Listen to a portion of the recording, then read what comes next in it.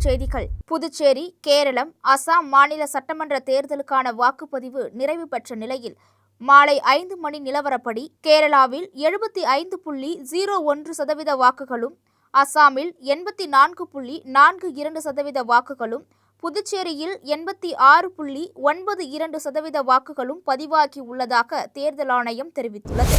உதயநிதி தமிழக முதல்வராக பதவியேற்க மாட்டார் என ஸ்டாலினால் அறிவிக்க முடியுமா என சவால் விடுக்கிறேன் என மத்திய அமைச்சர் பியூஷ் கோயல் கூறியுள்ளார்.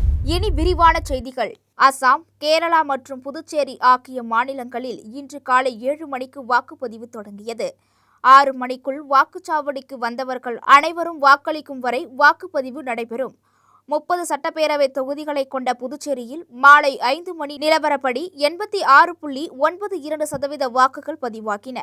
140 சட்டப்பேரவை தொகுதிகளை கொண்ட கேரளாவில் மாலை 5 மணி நிலவரப்படி 75.01% வாக்குகளும், 126 சட்டப்பேரவை தொகுதிகளை கொண்ட அசாமில் மாலை 5 மணி நிலவரப்படி 84.42% வாக்குகளும் பதிவாகி உள்ளதாக தேர்தல் ஆணையம் தெரிவித்துள்ளது.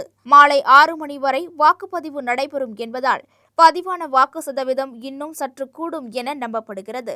இன்றும் பதிவாகும் வாக்குகள் அனைத்தும் மற்ற மாநிலங்களுடன் சேர்த்து மே 4ஆம் தேதி வெளியாக உள்ளன என்பது குறிப்பிடத்தக்கது.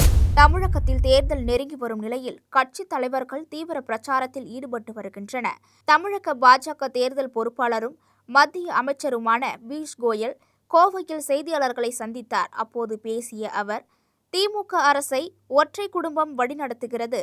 ஸ்டாலின், உதயநிதி, கனிமொழி, சபரிசன் என ஊழல் மோசமான நிர்வாகத்திற்கு பெயர் போனவர்கள் தமிழகத்தை பின்னோக்கி சென்றதற்கு பொறுப்பேற்றுக் கொண்டனர் என்றார். தொடர்ந்து பேசிய அவர், இந்த தேர்தலில் திமுக தவறுதலாக வெற்றி பெற்றாலும் உதயநிதியை முதல்வராக்குவார்கள். இதனை மக்கள் ஏற்க மாட்டார்.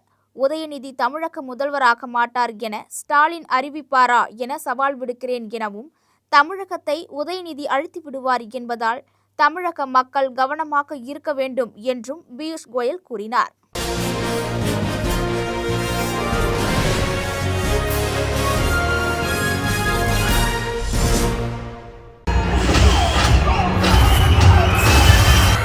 படம் எதிர்பார்த்ததை விட சூப்பரா இருக்கு. ஒரு 20 மினிட்ஸ் ஒரு ஃபைட் சீன் இருக்கு. சூப்பரா நடிச்சிருக்காரு.